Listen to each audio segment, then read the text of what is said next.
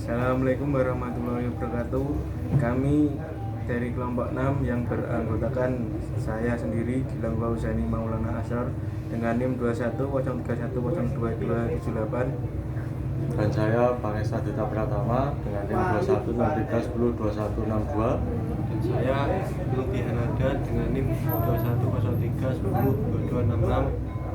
Kami di sini dengan kelompok kami ingin menjelaskan perkembangan perbankan digital. Pengertian perbankan digital. Layanan perbankan digital merupakan kegiatan atau layanan perbankan yang memanfaatkan sistem elektronik atau digital melalui fasilitas bank, calon nasabah atau nasabah bank itu sendiri, di mana semua prosesnya berlangsung secara mandiri dan terotomatisasi. Perbankan digital dapat membantu memenuhi kebutuhan nasabah untuk mengakses layanan perbankan seperti pembuatan rekening dan registrasi atau onboarding, pembayaran transaksi, e-commerce, pengajuan pinjaman, investasi, hingga pengelolaan keuangan secara mudah, cepat, dan kapanpun dan dimanapun. Faktor-faktor yang mendorong perubahan dalam layanan perbankan ke arah digitalisasi. 1. Perubahan ekspektasi dari konsumen, yaitu adalah ekspektasi konsumen atau nasabah terhadap layanan perbankan yang berkembang seiring dengan perkembangan teknologi informasi dan komunikasi. Ekspektasi tersebut meliputi keamanan dan kemudahan akses pada produk serta pelayanan perbankan. 2. Meningkatnya penggunaan internet dan perangkat bergerak. Pertumbuhan jumlah pengguna internet setiap tahun menunjukkan peningkatan yang signifikan yang berdampak pada perkembangan dan inovasi di sektor keuangan. Hingga kini terdapat 88 penyelenggara inovasi keuangan digital. Selain itu, penggunaan perangkat bergerak seperti ponsel pintar, tablet, dan laptop juga terus meningkat. Selanjutnya diteruskan oleh teman kami. Dan yang ketiga adalah perkembangan aplikasi dan platform mobile. Di sini kemajuan aplikasi dan platform mobile terus mengalami peningkatan yang berdampak pada transaksi perbankan yang semakin lancar. Dan yang keempat, model bisnis tradisional yang beralih ke digital. Adanya bank digital mendorong terus tradisional untuk beradaptasi dan beralih ke model berbisnis digital yang lebih efisien dan efektif.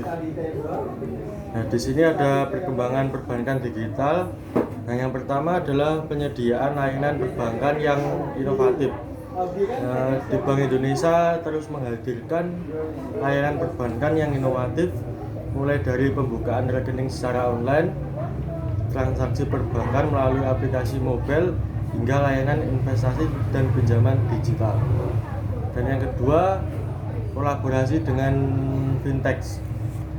Bank Indonesia semakin banyak menjalin kolaborasi dengan perusahaan fintech untuk menyediakan layanan perbankan yang lebih inovatif, efisien, dan terjangkau bagi masyarakat. Yang ketiga, regulasi yang mendukung.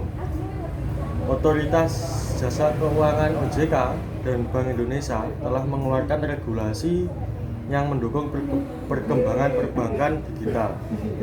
Keempat, penetration of digital payments. Yang dimaksud dengan itu, pembayaran digital semakin populer di Indonesia.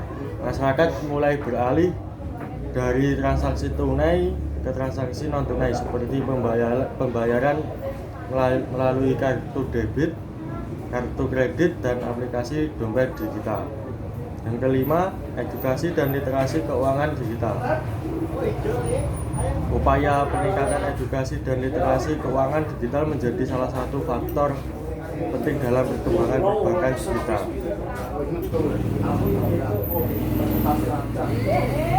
Dan selanjutnya akan dilanjutkan dengan teman saya.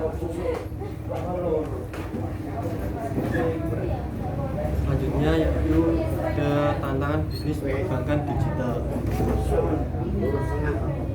Pertama, terdapat risiko kebocoran data.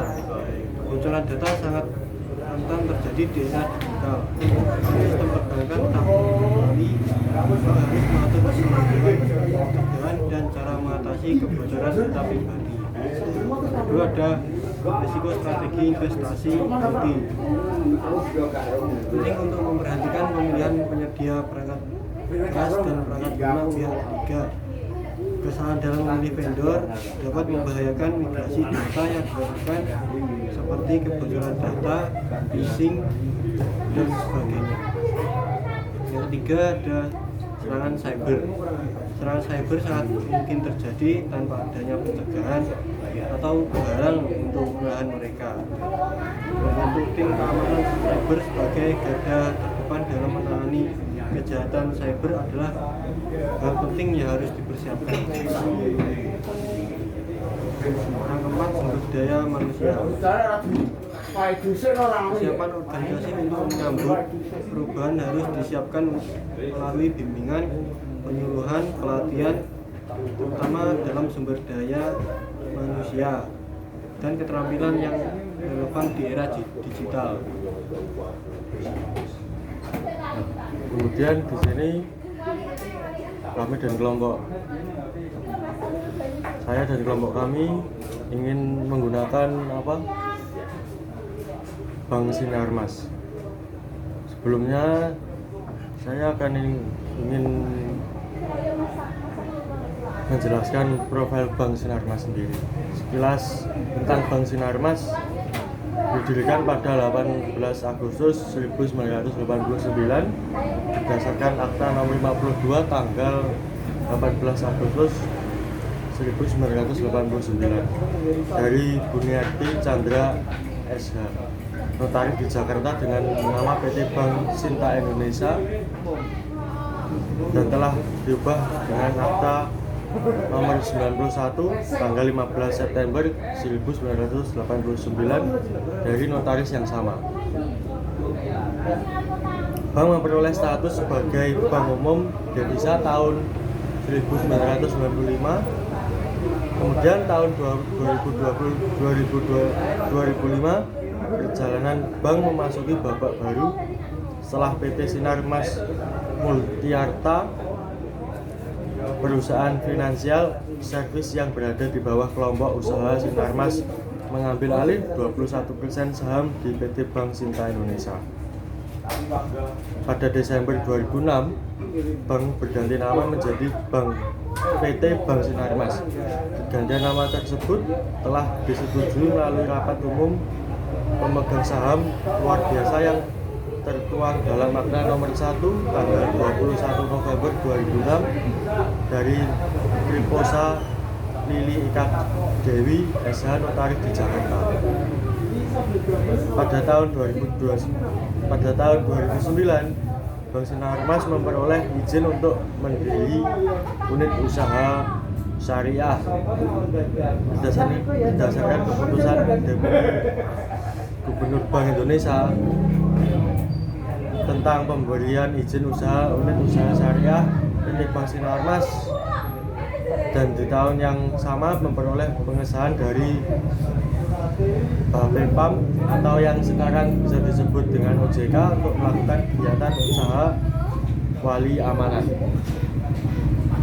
Kemudian di sini ada visi dan misi etos kerja Bank Sinarmas, akan dijelaskan kepada teman saya. Visi dan misi etos kerja Bank Sinarmas. Visi Bank Sinarmas menjadi bank yang terkemuka di Indonesia dengan jaringan distribusi yang terintegrasi, dan layanan yang prima. Misi Bank Sinarmas: 1. Membangun layanan keuangan yang prima guna memenuhi kebutuhan finansial masyarakat. 2. Meningkatkan kemampuan teknologi informasi dan sumber daya manusia dalam rangka memberikan layanan terbaik melalui payment system dan layanan digital yang terlengkap. 3. Membudayakan sistem manajemen risiko sesuai dengan prinsip kehati-hatian dan good corporate governance atau GCG. Objektif jangka panjang Bank Sinarmas menjadi payment dan transaction bank dengan jaringan distribusi terlengkap dan terintegrasi. Etos kerja. Etos kerja tercipta dari nilai-nilai luhur Sinarmas. Berikut 5 etos kerja Sinarmas yang ditetapkan. 1. Agil atau mampu memposisikan diri, beradaptasi dan terbuka terhadap kecepatan atau velocity perkembangan bisnis, senantiasa selalu berjalan walaupun pelan asal tidak diam. Bupa min pazan, di mana kita hanya terdiam diri dari melakukan apa yang kita dituntut untuk cepat, tanggap dan terus melangkah dalam setiap keadaan. 2. Networking internasionali, senantiasa membina hubungan internal eksternal maupun secara global untuk mendukung kinerja dalam dunia bisnis.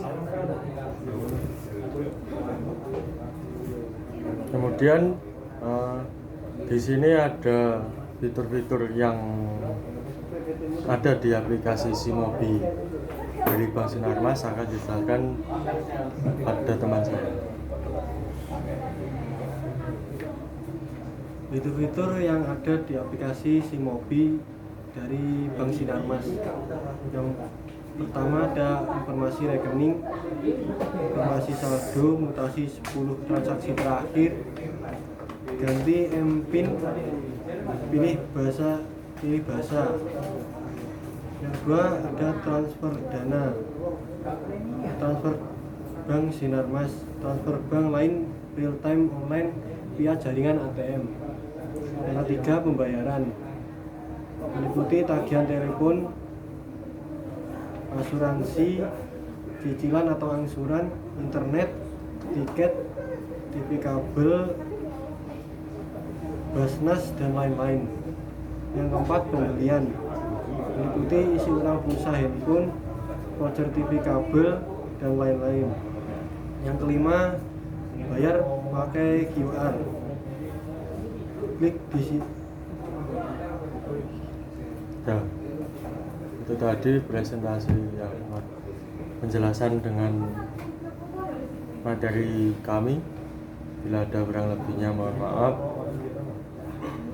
Wassalamualaikum warahmatullahi wabarakatuh. Waalaikumsalam.